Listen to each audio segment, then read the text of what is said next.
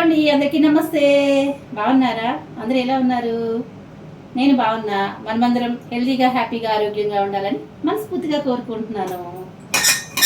అయితే ఈరోజు ఏం చేయబోతున్నాను మీతో షేర్ చేసుకుంటాను. ఏం లేదండి, చాలా సింపుల్. కొంచెం ఆయిల్ వేసుకోవాలి. దేనికైనా పోపు పెట్టుకోవాలి కదండి, అందుకని ఈ పోపు కోసం అని చెప్పి కొద్దిగా ఆయిల్ వేసాను అనమాట. ఆయిల్ వేసిన తర్వాత ఇది ఆవాలు, మెంతులు, జీలకర్ర 3 కలిపి నేను ఇందులో పెట్టుకుంటాను. ఇంకా అయిపోవచ్చింది, చూసారా, కొంచెమే ఉన్నాయి. ఈ పోపు దీంట్లో వేసేసుకుంటాం.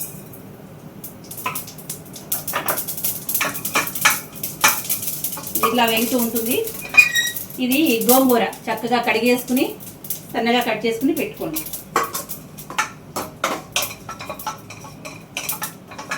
ఇవేమో వెల్లుల్లిపాయలు, పొట్టు తీసిన వెల్లుల్లిపాయలు ఇందులో వేసేసుకుందాం. పోపు వేగిపోయింది, కొంచెం కరివేపాకు కూడా వేసేసుకుందాం. కడిగి పెట్టిందేనండో.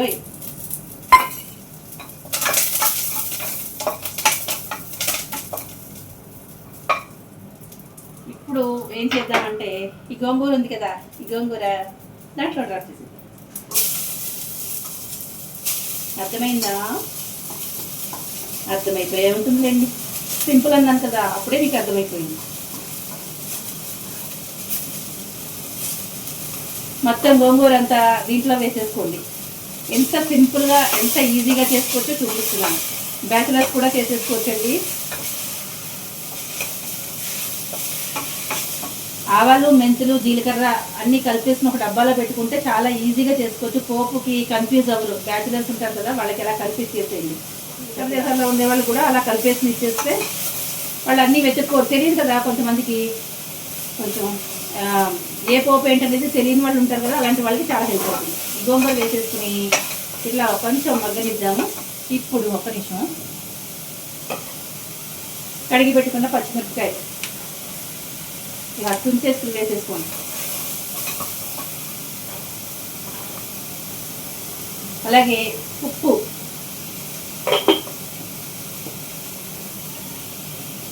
పసుపు,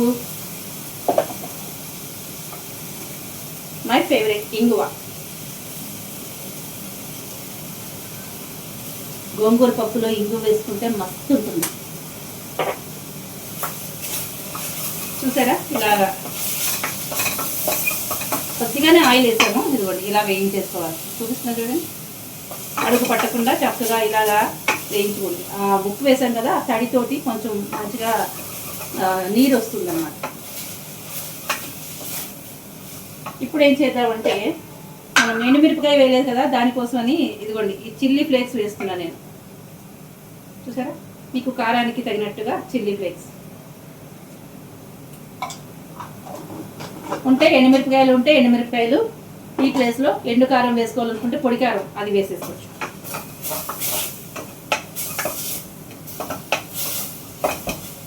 ఇప్పుడు మనం ఏం చేయాలి అంటే చెప్తాం.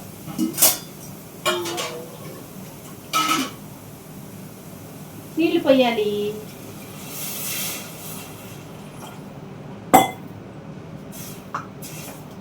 ఒక్కసారి ఇలా కలిపేసి కాసేపు మరిగనిద్దాం. నీళ్ళు అట్లా మరుగుతూ ఉంటాయి. ఈలోపు మనం ఏం చేయాలి అంటే, ఇదిగోండి పప్పు, కందిపప్పు. నేను గోంగూర కందిపప్పులో వేస్తున్నాను. మీరు పెసరపప్పులో వేసుకోవచ్చు, కందిపప్పు పెసరపప్పు కలిపి కూడా వేసుకోవచ్చు, అలాగే శనగపప్పుతో కూడా చేసుకోవచ్చు. సూపర్ టేస్టీగా ఉంటుంది. మీరు ఉల్లిపాయలు వేసుకునే వాళ్ళు పోపులో ఉల్లిపాయలు వేసేసుకోండి. ఇప్పుడు మనం పోపు పెట్టుకున్నాం కదా, ఉల్లిపాయలు కూడా వేసేసుకుని, వెల్లుల్లిపాయలు వేసుకుని, గోంగూర వేసుకుని వేయించుకుని ఇలా నీళ్ళు పోసేసుకుని పెట్టుకోవడమే. జస్ట్ ఉల్లిపాయలు వేసుకునే వాళ్ళకి చిన్న మార్పు అనమాట, అలా చేసేసుకోవచ్చు. ఉల్లిపాయలు వద్దనుకుంటే సేమ్ ఇదే ప్రాసెస్, అంతేనండి. సింపుల్గా గుర్తుపెట్టుకోండి. ఉల్లిపాయలు కావాలంటే పోపుతో పాటు ఉల్లిపాయలు కూడా వేసేసుకోండి. వద్దు అనుకుంటే కనుక స్కిప్ చేసేసుకోండి. నేనైతే ఉల్లిపాయలు వేసుకోలేదు, చూసాను కదా. ఇదిగోండి, ఇది పప్పు అనమాట. కందిపప్పు, అచ్చంగా కందిపప్పు తీసుకున్నా. ఈ పప్పుని కడిగేసుకుని వస్తాను. ఇదిగోండి, కడిగి తెచ్చేసుకుంటాను. ఇప్పుడు మనం ఏం చేయాలి అంటే, ఇది కందిపప్పుని ఇందులో వేసేసుకోండి. చూసారా, చాలా ఈజీగా ఉంది కదా. అసలు ఏం పెద్ద శ్రమ పడాల్సిన అవసరం లేదండి. చాలా ఈజీగా చేసుకోవచ్చు, చాలా టేస్టీగా చేసుకోవచ్చు. నేనైతే అన్ని పోపుతో పాటు వేసేస్తానండి. ముందే పోపు పెట్టుకుంటాను. ఆవాలు, మెంతులు, జీలకర్ర కూడా వేగిన తర్వాత ఉడుకుతుంది కదండి, పప్పుతో పాటు ఉడుకుతుంది కదా, ఆ ఫ్లేవర్ దానికి పట్టుకుని టేస్ట్ మరింతగా ఉంటుంది. కాబట్టి మరింత రుచి కోసం నేను ఇలా చేస్తాను. అప్పుడప్పుడు తర్వాత పోపు పెట్టుకుంటాను, అది మీ ఇష్టాన్ని బట్టి. ముందు పోపు వేసుకున్నా వేసుకోకపోయినా విధానం మాత్రం ఇదే. లాస్ట్లో పోపు పెట్టుకునే వాళ్ళు లాస్ట్లో పెట్టుకోవచ్చు.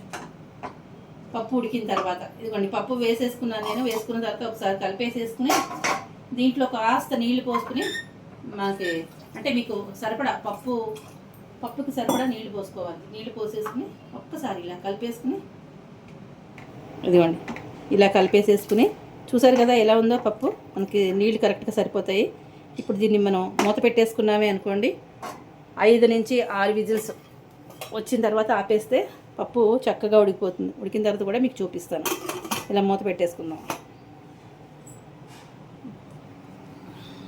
ఇదిగోండి మన పప్పు అయితే రెడీ అయిపోయింది. చూసారా, గోంగూర పప్పు ఉడికిపోయింది. మంచి వాసన అయితే వేస్తుంది, గుమగుమలు ఆడిపోతుంది. చాలా సింపుల్గా చాలా ఈజీగా చేసుకోవచ్చు. బ్యాచులర్స్తో సహితంగా ఈజీగా చేసుకోవచ్చండి. ఏం మరి టెన్షన్ పడాల్సిన అవసరం లేదు. పోపు వేసేసుకోవడం, ఆకుకూర అందులో వేసేయడం, ఉడికించేయడం, ఉప్పు కారం పసుపు వేసేసుకోవడం, పప్పు కడిగేసి దీంట్లో వేసేసుకుని మూత పెట్టేసి ఒక 5-6 విజిల్స్ వచ్చేస్తే ఇలా ఉడికి కూర్చుంటుంది. ఇంతేనండి, పెద్ద బ్రహ్మాండం ఏం లేదు. నచ్చిందా మరి? నచ్చితే గట్టిగా లైక్ చేయండి. చాలా సింపుల్గా చాలా ఈజీగా ఉంది కదా. నచ్చిన వాళ్ళందరూ లైక్ చేయండి, అలాగే సబ్స్క్రైబ్ చేసుకుని చూసే ప్రయత్నం అయితే చేయండి. కొత్త వాళ్ళు సబ్స్క్రైబ్ చేసుకొని ఉంటాను. Tata, bye bye. మరొక మంచి రెసిపీతో మళ్ళీ వచ్చేస్తా. Bye bye.